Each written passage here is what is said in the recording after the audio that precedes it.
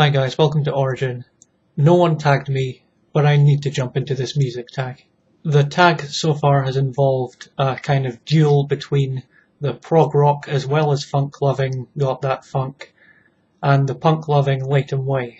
On one side you have relatively short, relatively musically simple songs, and on the other hand you would have this long, some would say meandering prog rock opus. Points raised so far is that music doesn't have to be complex to, make you feel something, and the prog rock is something you need to just sit down and listen to without paying too much attention to what the lyrics mean, and to just let it wash over you, if you like. So to give you a bit about my background, I have a degree in music. I've listened to tons of different types of music, from modernist stuff to classical, prog rock. I've listened to tons of that. I've listened to pretty much every Pink Floyd album, King Crimson, a bit of Rush, a bit of Yes, quite a bit of Genesis. Beyond that, I generally like heavy music. I bet you didn't see that one coming. I would agree with the complexity point. It does, it doesn't need to be this really intricate, complex masterpiece in order for it to have an effect on you. At the same time, it does give you something else to appreciate about it. But simplicity can be taken too far. And if you look at the mainstream nowadays, it's got to the point where songs rigidly adhere to this verse-chorus formula like never before. I mean, they always have to some extent, but it's now more rigid than ever. It has to be like certain multiples of 4 bars. It has to be strictly verse-chorus, blah blah blah blah blah. It can't deviate from that even the slightest bit, it seems to me. And there's way too much of an emphasis on just endlessly repeating 4 chord sequences. And it's got to the point where any song like that, I just can't pay attention to. So the point I'm trying to make is you don't need to know what a diminished seventh is, but at least try to be unique. About LatumWay songs, the reasons I've just described are the reasons why I didn't really like his first song. This is A-OK by Motion City Soundtrack. It just reminded me too much of the rigid pop formula that's plagued the mainstream for the past however many years. The second one, Stepdad, My Leather, My Fur, My Nails, that, while it did have some kind of adherence again to the formula, but there was a bit of variation. The sounds used in the song were quite unique. I would agree with what gothatfunk said in that it was kind of all over the place, but I kind of like that in music. I like weird music, if you like. The Hives, What's That Spell, Go to Hell, that just sounded to me like a fairly generic punk song. There's really not much more I can say about it. I wouldn't say it was overly good or overly bad, it was just kind of okay for the genre.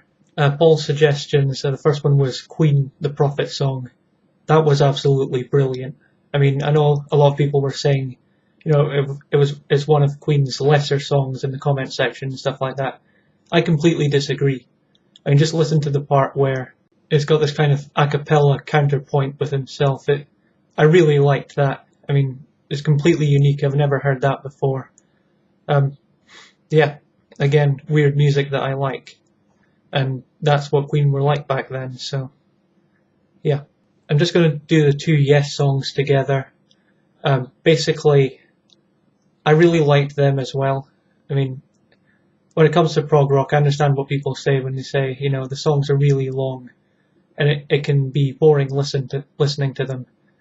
As a music student, I'm aware of all sorts of different time signatures and stuff that's used quite a lot in prog.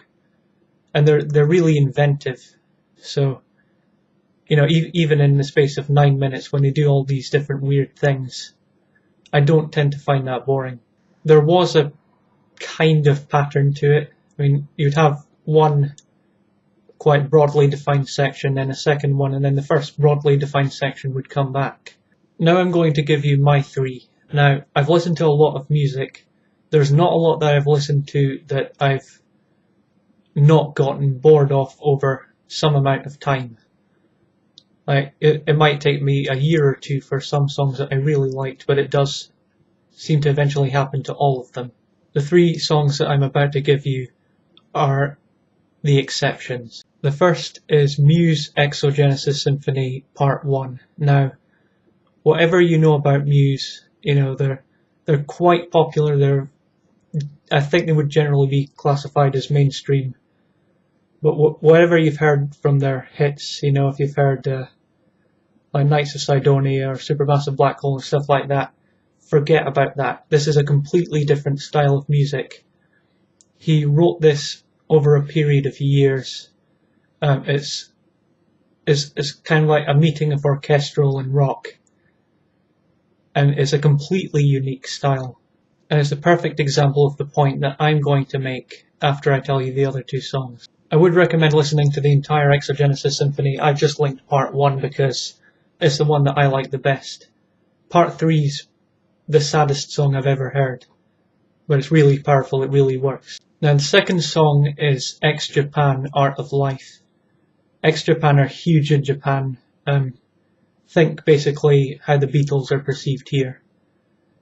Now, it's a half-hour long song. That being the case, I don't expect you to listen to the whole thing, but at least give it 6 minutes. You won't get an idea of what the song's like in the first 3, because it's a mix of different styles. But that, again, was written over a period of years. There are some similarities to Muse's style. It is kind of classically influenced with a bit of a Japanese twist to it, and then it just breaks into thrash metal. The third one is quite short, and it's an instrumental. It's Hope by Apocalyptica. This is a group of 4 cello players from Finland that started off as a Metallica tribute band, but then they created their own style, and it's just brilliant. Now for the point I want to make. Complex or simple, there are ways of arranging chords and notes in a certain way that you can just produce this effect in the listener. Something that can give you that chill in the spine and make you want to listen to it again. That should take precedence over everything else. Simplicity, complexity. You can use 4 chords, but if they're well chosen, they can still produce that effect. Likewise, you could write chords that most people have never heard of in sequences that have never been invented before, never been written down, never been imagined by anyone before. You could even just produce new sounds electronically. But if you do it right, you can still create that effect. Musical style doesn't even come into it. I'm not going to tag anyone specifically, but anyone who wants to can jump in on this now. Thank you for watching. Goodbye.